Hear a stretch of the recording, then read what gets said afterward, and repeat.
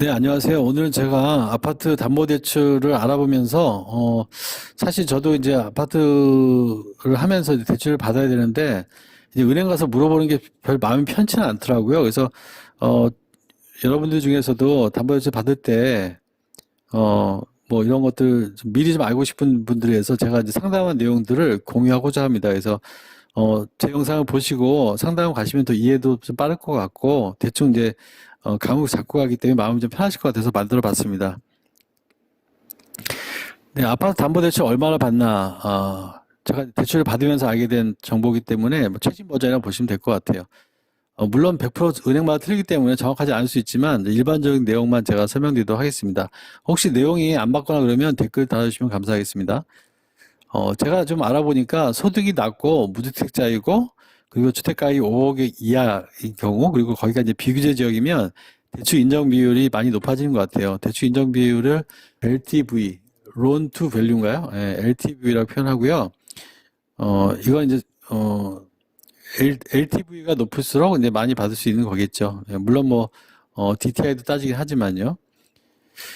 네, 제일 좋은 대출이 보니까 보금자리론이었어요. 보금자리론. 최대 70%까지 가능하다고 합니다. 제가 알아보니까. 70% 가능한데 조건이 좀 있습니다. 조건이, 첫 번째 조건이 무주택자여야 돼요. 주택이 없어야 되고요. 두 번째는 이제 부부 합산 연소득이 7천만 원 이하여야 되고요. 그 주택 가격이 5억 이하짜리를, 5억 이하짜리 매물일 경우만 가능하고요. 이건 뭐 KBC대로 한다고 합니다. 그리고 대출 조건은 30년 만기에 뭐 2.48% 고정금리라고 합니다. 그래서 금리 조건은 좋은 것 같고요. 내가 여기에 해당된다. 그러면 보금자리론이 가장 대출 인정 비율도 높고 금리도 괜찮고 괜찮은 것 같습니다. 고정금리라서. 그 외에 이제 여기 해당되지 않는 분들이 이제 대부분 저와 같이 이제 일반은행 담보대출에 해당이 될 것 같은데요. 대출 조건은 이제 조정지역 같은 경우 이제 예를 들면 평택 같은 경우가 조정지역인데요. 이제 50%까지 인정을 해주고 비조정 지역 같은 경우는 이제 60%까지 대출이 나옵니다. 그리고 투기가지고 이런 데는 이제 40%까지 나오고요. 그러니까 그 부동산 그 규제가 심한 지역에서 대출 비율이 계속 10%씩 줄어드는 것 같아요. 주택 가격이 15억 이상인 경우에는 대출 자체가 아예 안 되는 것 같습니다. 그래서 강남 아파트 같은 경우는 현찰로 사야 되는 그런 상황이고요. 또 무주택자 같은 경우는 대출 실행일로부터 6개월 이내 전입신고를 해야 됩니다. 실거주 하라는 얘기죠. 넌 대출 받았으니까 전세를 주면 안 되는 거죠.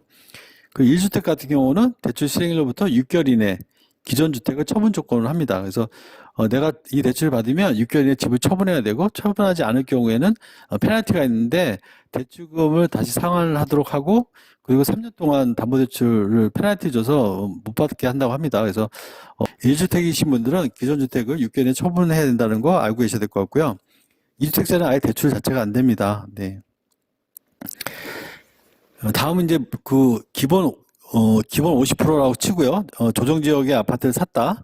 그 기존에 이제 50%를 받고 추가로 10%가 가능한 경우가 있습니다. 어떤 경우냐면 이제 무주택 세대주, 주택이 없는 세대주가 되는데요. 부부의 경우는 세대주가 아니요. 한 명만 세대주잖아요. 그래서 예를 들면 남편 명의로 하는 게 아니라 와이프 명의로 하는데 와이프가 세대주가 아니어도 부부는 한 세대로 인정해 준다고 합니다. 근데 아파트 청약 같은 경우는 부부를 각각으로 인정하는데 이 무주택 담보대출 추가 10%할 때는 부부일 경우에는 한 세대주를 같다고 본다고 합니다. 그게 청약과 좀 다른 점이고요. 그리고 여기 이제 10%를 더 받으려면은 부부 합산 소득이 8천만 원이 넘어서 안 되는 거죠. 8천만 원 이하인 경우만 가능한 거고요. 그 생애 최초 주택을 구입한 경우에는 부부 합산 소득이 9천만 원까지. 그러니까 생애 최초이기 때문에 그 소득이 좀 천만 원 더 많아도 인정해 주겠다는 겁니다. 역시 주택 가격은 5억 원 이하. 입주 시에 KB 국민은행 시세를 기준으로 한다고 합니다. 네. 근데 이 대출을 못 받는 분도 계시는데요. 뭐 신용불량자 같은 경우는 안 되고요. 소득이 없으면 신용카드로 소득 입증해야 되는데 은행에서 소득이 없을 경우에 이제 신용카드 실적으로 이제 소득 추산한다고 합니다. 근데 예를 들어서 전년도 사용 실적이 뭐 연말산 카드 실적 나오지 않습니까? 거기에 이제 1,000만 원 사용했으면 약 1,800만 원 소득이 있는 걸로 인정을 한다고 합니다. 그래서 이건 은행마다 틀릴 것 같긴 한데 제가 간 은행에서 이렇게 얘기를 했고요. 신용카드 실적 기준이며 체크카드는 은행마다 또 인정 불인정이 차이가 난다고 하니까 이 점은 좀 확인해 보실 필요가 있는 것 같습니다. 그래서 오늘은 또 대출에 대해서 설명을 드렸는데 뭐 연끌을 하다 보면 대출은 불가피한 것 같고요. 지금 앞으로 계속 화폐 가치가 떨어지다 보니까 지금 대출 받는 게 유리하다는 얘기도 많이 듣고 있습니다. 그래서 지금 뭐 1억 대출 받지만 뭐 화폐 가치가 떨어지다 보면 몇 년 지나면 1억이 아닐 거다라고 많이 얘기를 합니다. 그래서 뭐 자금이 안 되신 분들은 대출 받을 수밖에 없는 거고요. 대출 받으실 때 그런 부분 다 고민하시고 하셨으면 좋겠고요. 대출이 없는 게 가장 좋죠, 사실은. 저도 집을 판 이유가 대출 그 몇 억 되는 거 그냥 갚고 현차 갖고 있으려고 다 정리한 거거든요. 근데 요즘엔 뭐 다들 그 레버리지라고 해가지고 대출을 끼고 안 사면 바보 취급받는 시장이 돼버렸습니다. 제가 예전에 그랬거든요. 내 돈 갖고 집을 사야지, 돈 모아서 집을 사야지 왜 대출 받고 집을 사냐고. 그랬더니 제가 그렇게 얘기를 했거든요. 그리고 대출받아서 집 사는 사람이 난 정말 무서워 보인다. 도대체 뭐 믿고 이렇게 대출받고 사냐라고 했거든요. 제가 집을 팔 때도 집 사는 사람이 젊은 친구가 5억을 대출받아 샀거든요. 제 집을.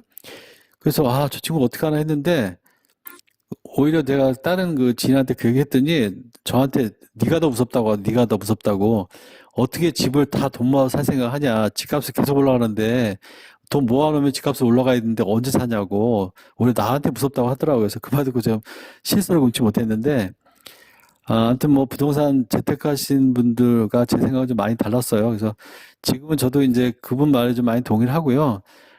집은 조금 이제 내가 감내할 수 있는 대출을 받아서 사는 게 맞다 생각을 저는 이제 매입을 했습니다만 이건 각자 판단에 맡겨야 될 것 같습니다. 뭐가 정답인지는 몇 년 지나면 알겠죠. 예. 아무튼 제가 오늘 대출 받으면서 경험한 내용들 공유해 봤습니다. 제 내용이 100% 맞다고 보시지 마시고 이 정도 감을 잡고 은행 대출 받으시는 게 좋을 것 같아서 여러분들 편의해서 만들었으니까요. 참고만 하시기 바랍니다. 예, 오늘 영상이 도움이 되셨다면 좋아요, 구독 부탁드립니다. 감사합니다.